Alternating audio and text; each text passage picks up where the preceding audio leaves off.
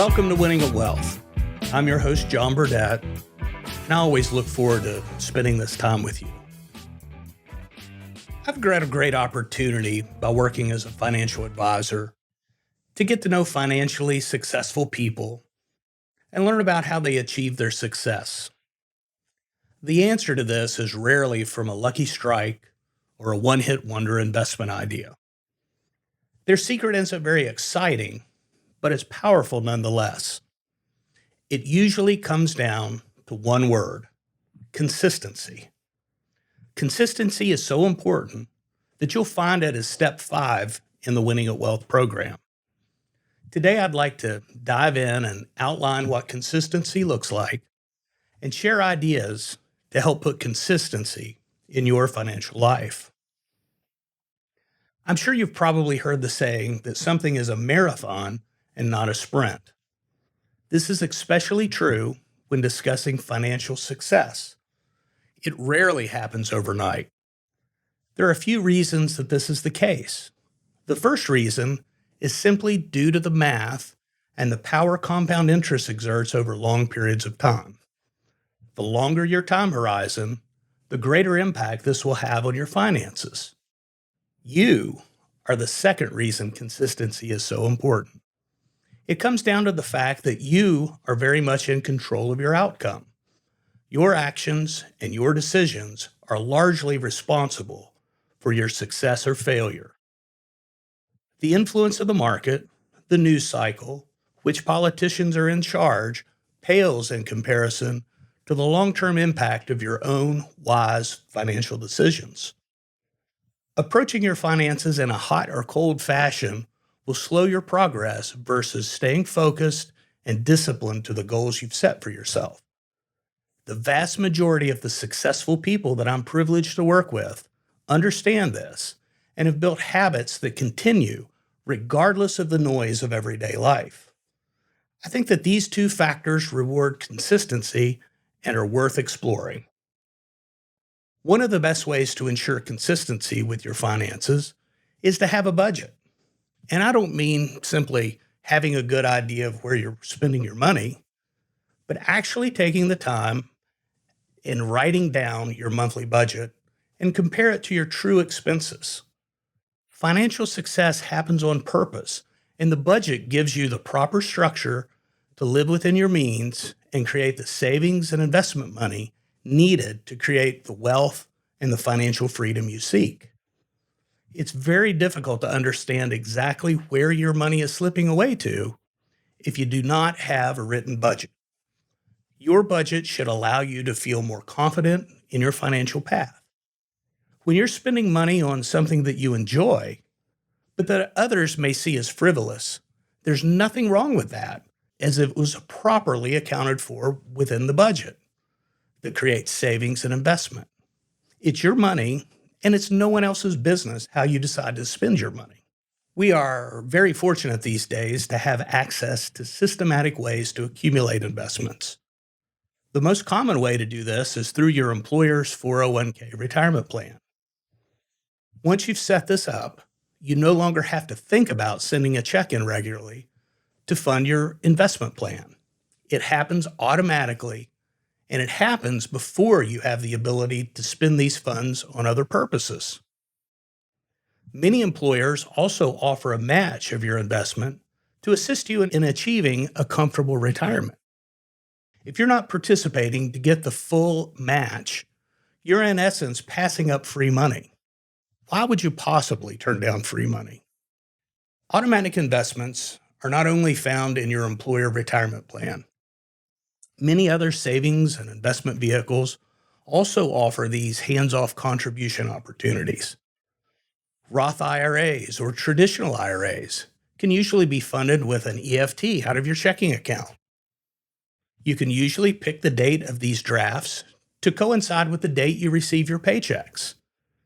The trick to building consistency is ensuring your money finds its way to the automatic investments before you have the temptation to spend it. You may have heard this referred to as paying yourself first. The vast majority of millionaires that I work with acquired their wealth through long-term, systematic investment.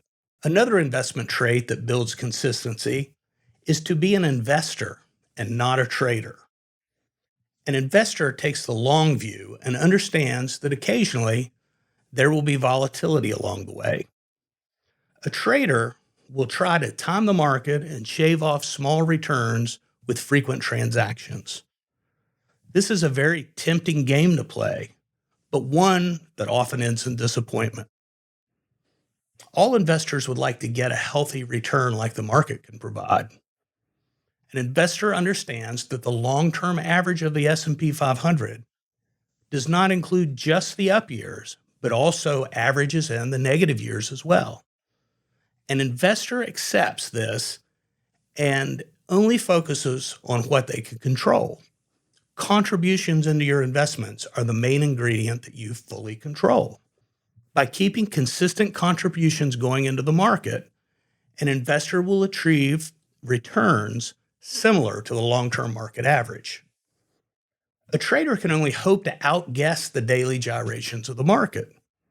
There's no dependable way to get this right, unless you happen to have a crystal ball or a time machine. The trader has to be right in both the decision to sell before the market falls and then pick the right time to get back in before the market rebounds.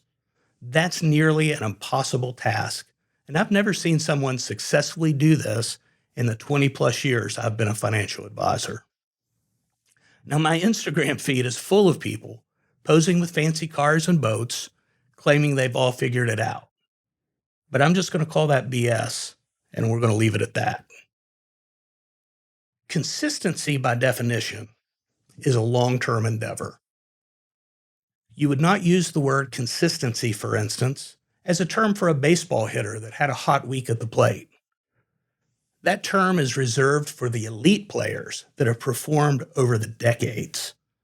In order to do this with your investments, you have to develop a steady temperament where you don't get worked up by the news of the day or the internet clickbait that you encounter.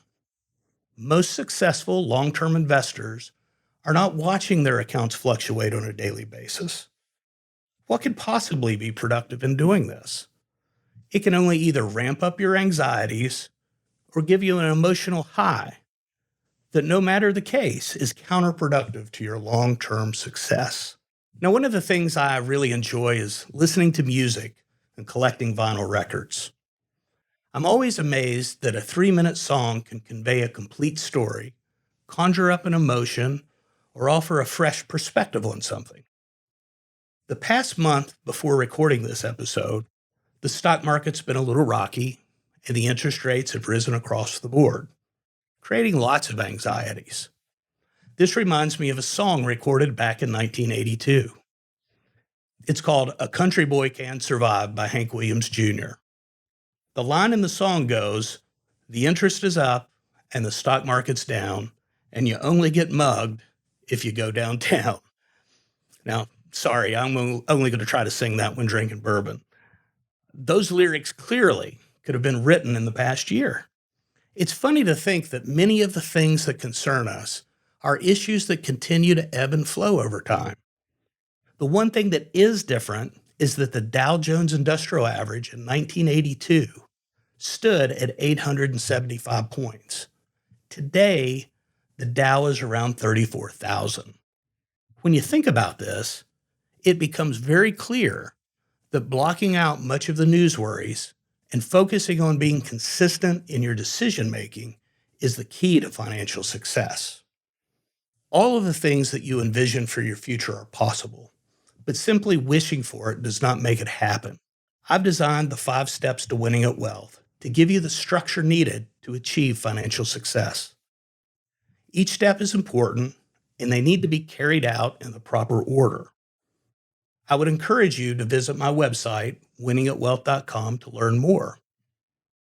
You may also find me on Instagram at Winning at Wealth Podcast. I want to thank you for your interest in the podcast. The 10th episode was recently released, and our audience continues to grow with each passing week. If you get a chance, it'd be wonderful if you could leave an online review of the show. Until next week, take care.